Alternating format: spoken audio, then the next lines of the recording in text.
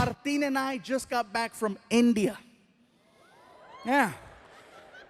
So let me tell you, I started posting on Facebook and Twitter that we were going to go out there to do these shows. And then people started sending me messages questioning what I was going to do. First of all, are they going to understand you in India? Will they understand English okay? Will they be able to follow along with your stories? Once we got there, I come to find out that more people speak English in India than in all of the US and Canada put together. Might as well throw Mexico in there for extra credit. Because there's that many people, and yes, they have the internet. They got the internet, they got Bollywood, they got Hollywood. They understand American culture so much more than we understand theirs. Second thing, people tried to warn me about going over there. Gabriel, be careful. India is a third world country. Don't drink the water in India. It contains parasites that'll make you really sick. Don't eat the food from the street people, especially the street meat. It contains a parasite that'll make you really sick. And most importantly, there's a lot of crime over there. Don't stay out late. When the sun goes down, you go down. I'm like, is it that bad? Parasites. So I'm like, let me get this straight. There's a lot of crime. Don't stay out late. Don't eat any of the food from the street vendors. And don't drink the water. Why does that sound familiar? That's Mexico!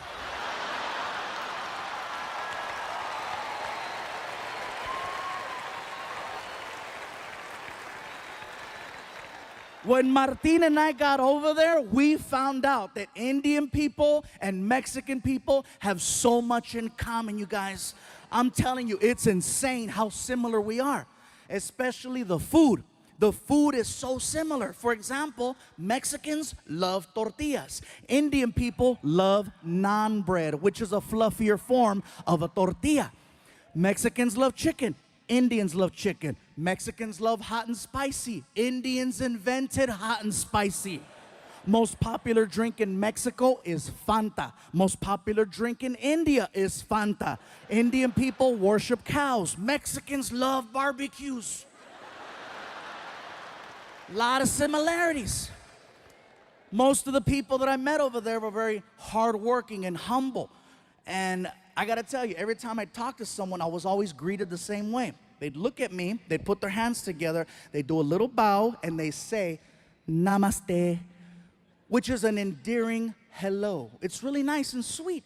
And then I noticed that Indian people, when you're talking to them, do this thing with their head, where it will begin to move side to side as they're speaking.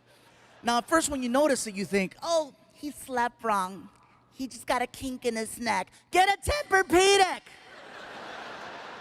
Now, when they start speaking, their head starts moving. And I noticed this. The guy is checking us into the hotel, and he's really cool. He's like, listen, if you have any problems at all, okay, you call the front desk, you press 0. We will send somebody to your room to help you. Whatever you need, we got it for you right here, okay? It's very good. Now, one thing I notice is the more they talk and the more excited Indian people get, the more the head starts to move around. Somebody at the hotel yelled out to the clerk, that's Fluffy. And the guy was like, oh my God, I don't believe it. I thought it was you. I thought it was you. Oh my God, I cannot believe it. This is so crazy. Oh my God, Fluffy, Fluffy, Fluffy. Even crazier than that is that the mouth is actually connected to the neck. When the mouth stops moving, the head stops wherever the mouth left off. And when you see Indian people talking to each other, you can see it. Okay, let me tell you something. Okay, hold on. Wait, hold on, okay. Like if you're Indian and you stutter, you are so screwed. Somebody stop him!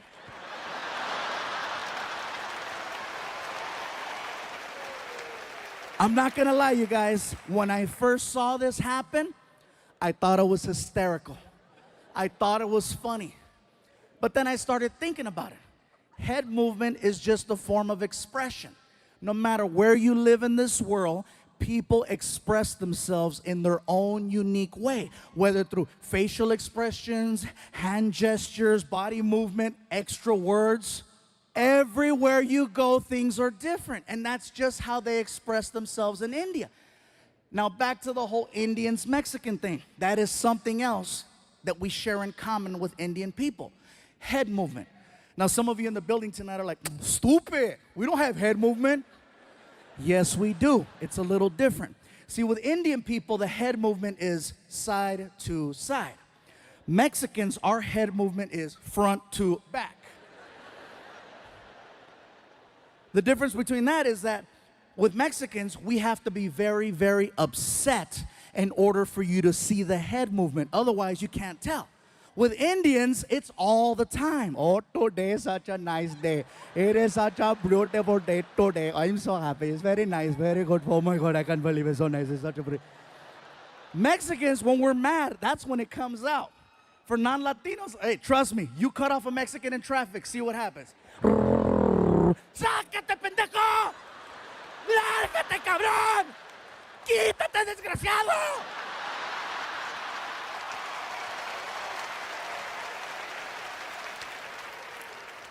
That's funny. I don't know why the black people are laughing. You guys take it all. Oh, no, you didn't. Oh, hell no. I know he ain't talking about me. I hit a bell. I hit a bell.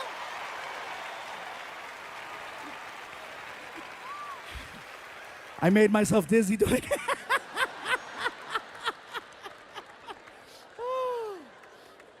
So let me tell you guys, if you ever get the opportunity to travel to India, I encourage you to check it out. You are gonna see some beautiful things. You are gonna see some amazing things. You are gonna see some sad, depressing things and some real horrible things. Overall, it's a well-balanced trip. But when you get back home here to the United States, you will have a whole different appreciation for your life. Believe that. I guarantee this, you guys. There's a lot of people in India, and with a lot of people comes a lot of traffic. First things first, American traffic and Indian traffic, very different. Here, whatever happens on the freeway will stop the whole freeway. In India, there's 10 times the traffic, but it moves.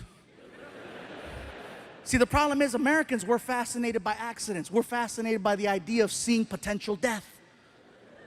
That's why we slow down on the freeways. We say we don't want to see it, but what happens in traffic? You know, what's going on over there?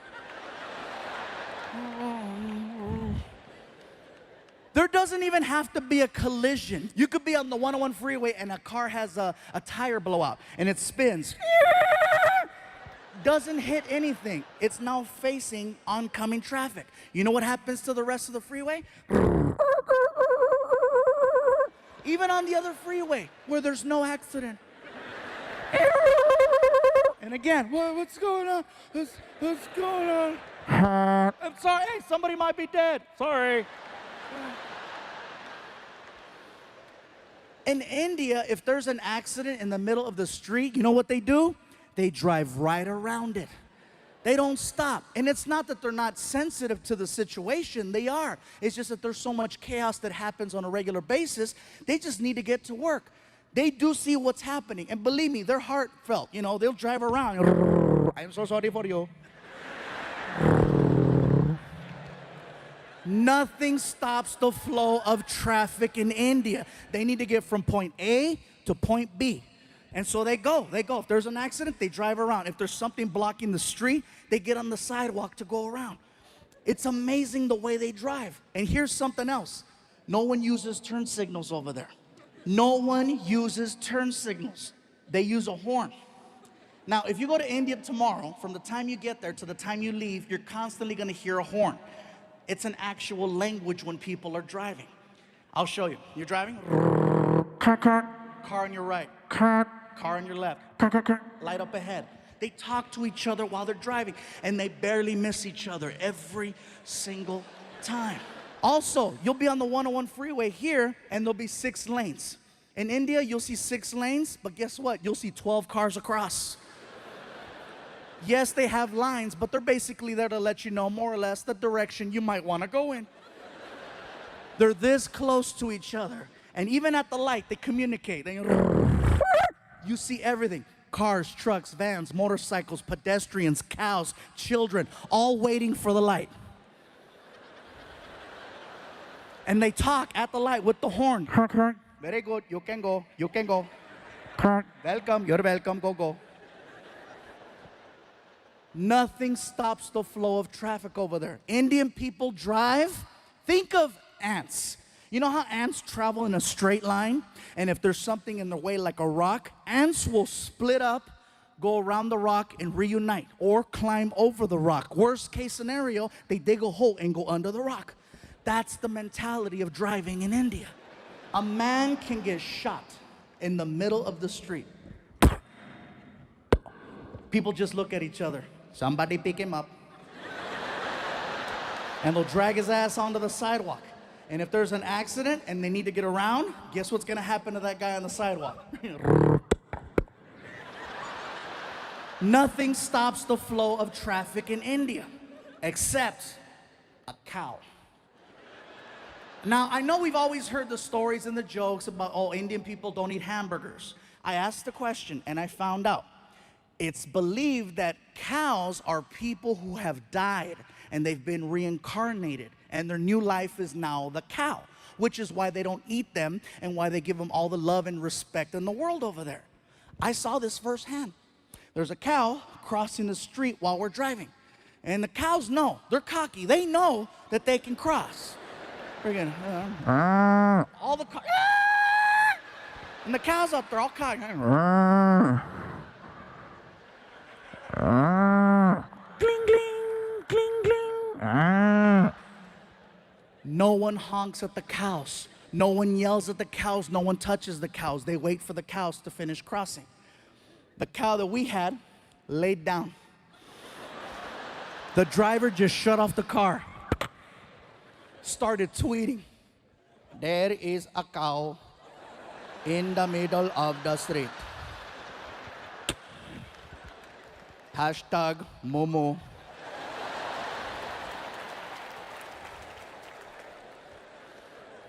I asked the driver, what's going on? Sir, there is a cow. I see that there's a cow. Are you gonna honk at it, go around? What's gonna happen? We cannot honk at the cow. We must wait for the cow to move. You're kidding. I am not kidding. We must wait for the cow. We drove past a dead body 15 minutes ago. That is probably him.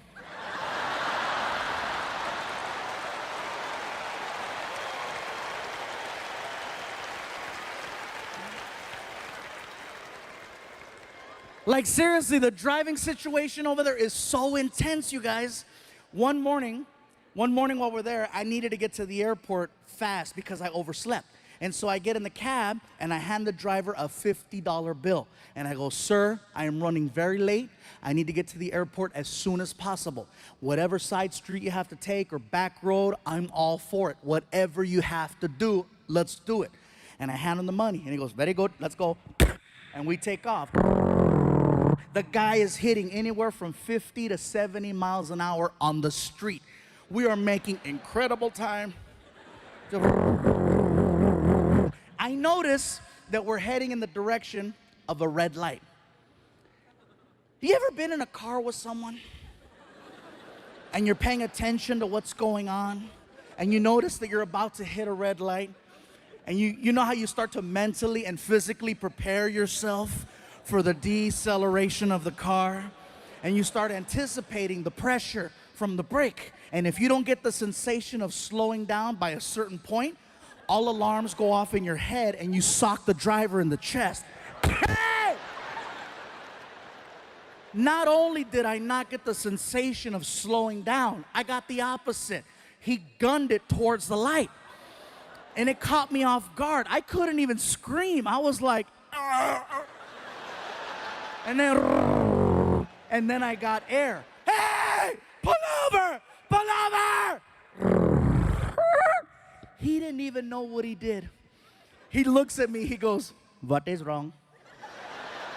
What do you mean, what is wrong? Dude, didn't you see the red light? As calm as can be. Didn't you see there was no one there? You told me, whatever you have to do, okay? Whatever you have to do, you do. Do you want to yell or do you want to make plain? He made a good point. I sounded like a third grader. I want to make plain. Like seriously, that's a video game I want to see. I want to see Grand Theft Auto India.